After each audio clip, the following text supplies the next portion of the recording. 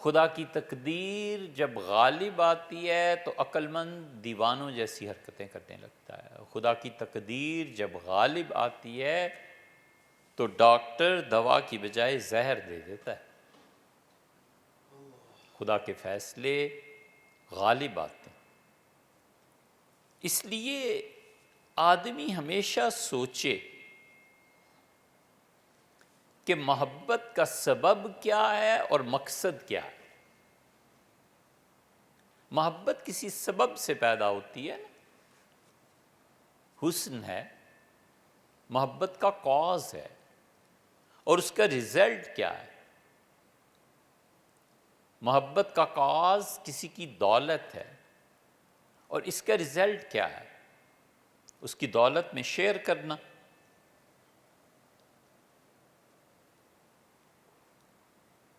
جن محبتوں کے کازز، جن محبتوں کے اسباب اللہ کے علاوہ غیر پر مبنی ہوتے ہیں نا، یہ سب چیزیں خدا کی نافرمانی کی طرف لے جاتی ہیں۔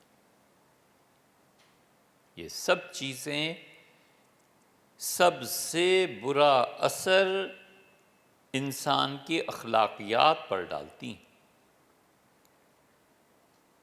اس لیے آدمی ہمیشہ، یہ محبت روح ہے، سارے اعمال کی جان ہے۔ یہ محبت جس کے ساتھ بھی ہو، جہاں لگ جائے، اور اللہ کے شرک کی جتنی اقسام ہیں، سب سے بڑی قسم شرک کی یہ محبت ہے۔ بتوں کی پرستش اتنا بڑا شرک نہیں ہے جتنا محبت کا شرک برا ہے۔ محبت آدمی کو مجنوں بنا دیتی ہے، پاگل اور دیوانہ بنا دیتی ہے۔ اپنے نفس کی محبت، غیر کی محبت، اولاد کی محبت، بیوی بچوں کی محبت، یہ سب کی سب چیزیں، حتیٰ کہ شیخ کی حیثیت میں محبت اللہ کے ساتھ شرک بن جاتی۔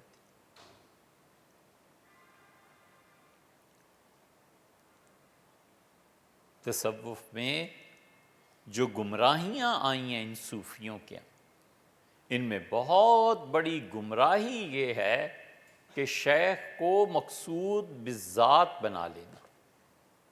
یہ بہت بڑی گمراہی ہے،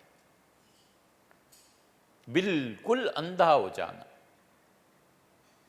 یہ بھی غلط ہے، اور ہر بات پہ اعتراض بھی غلط ہے۔ اعتدال کی راہ میں رہنا چاہیے،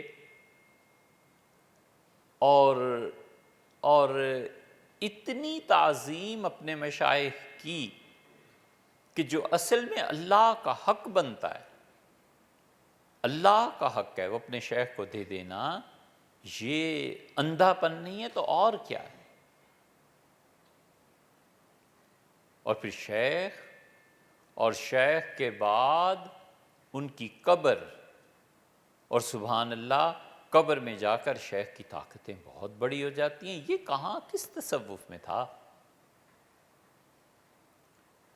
جنید، بایزید، یہ بڑے بڑے لوگ رحمہم اللہ، یہ پکے صوفی جن کا نام سند مانا جاتا تھا، وہ اپنے زمانے میں شریعت پر عمل کرنے میں علماء سے پوچھتے تھے مسائل اور عمل کرتے تھے، اور عالم دین سے پوچھنا اس بات کی دلیل تھی کہ وہ اپنے آپ کو علماء کا محتاج سمجھتے تھے، اور پھر عمل وہ ایسے کرتے تھے کہ عالم دین کو شرماتے تھے کہ تمہیں تو صرف پتہ تھا نا، عمل تو یہ ہے۔ اور کسی میں دونوں صورتیں جمع ہو جاتی تھیں کہ فتوے میں بھی ماہر ہوتا تھا اور پھر عمل میں بھی اتنا اچھا ہوتا تھا۔ وہ تو خدا کا خاص کوئی انعام تھا کہ اللہ نے دونوں جگہ اس کو تباہ و عنایت فرمایا، وگرنہ مشائخ جو تھے، اور یہ پھر کہ ایک ہی شیخ، توحید مطلب، یہ بہت بعد میں آیا ہے، وگرنہ حضرت شیخ عبدالقادر جیلانی رحمۃ اللہ علیہ کو آپ دیکھیں کتنے مشائخ تھے، شاید 30 یا 40 کا کچھ لکھا ہے حضرت نے کہ میرے تو اتنے مشائخ تھے، ایک چیز ایک جگہ سے حاصل کر لی، ایک چیز ایک جگہ سے حاصل کر لی، پھر فلاں گاؤں میں چلے گئے، پھر وہاں دیہات میں شہر میں چلے گئے۔ تو شیخ نے کہا وہاں جا کے فلاں بزرگ کی صحبت میں رہنا، تاکہ یہ محبت کا تعلق اللہ کے ساتھ جڑ جائے۔ اور اتنی بدترین گمراہی اب ہمارے بر صغیر میں ان سلاسل میں آئی ہے کہ والد کے انتقال کے بعد ان کے خلفاء کتنے ہی اچھے کیوں نہ ہوں اور کتنے ہی تصوف اور سلوک اور ان سب چیزوں کا نہ جانتے ہوں، ان کی بجائے صاحبزادوں کو جانشین بنانا یہ اب چل پڑی ہے۔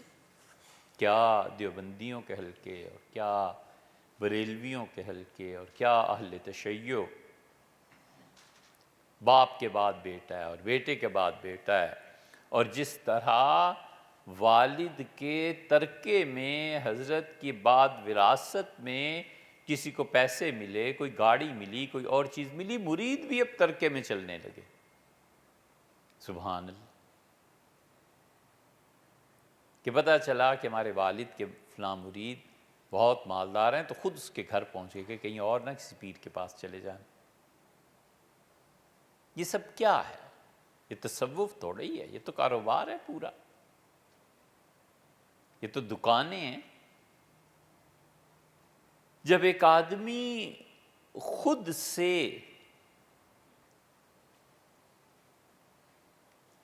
سے اپنے آپ کو پاک نہیں کر سکا نا اس خواہش سے،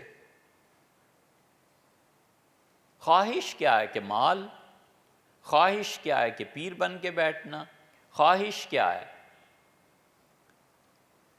کہ لوگ مجھے بڑا مانیں، تو یہ گمراہ آدمی پہلے دن ہی اس قابل ہے کہ اسے ہٹا دیا جائے۔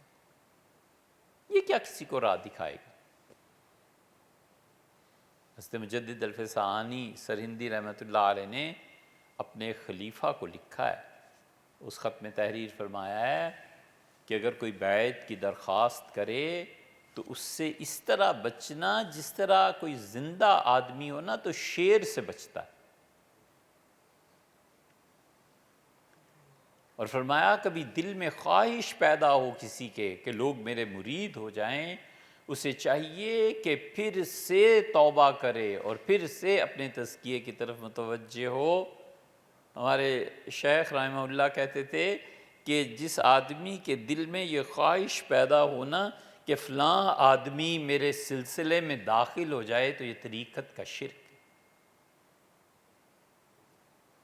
بہت دیر میں ان کے اس جملے کی سمجھ میں آئی، لیکن کمال کی بات کہی۔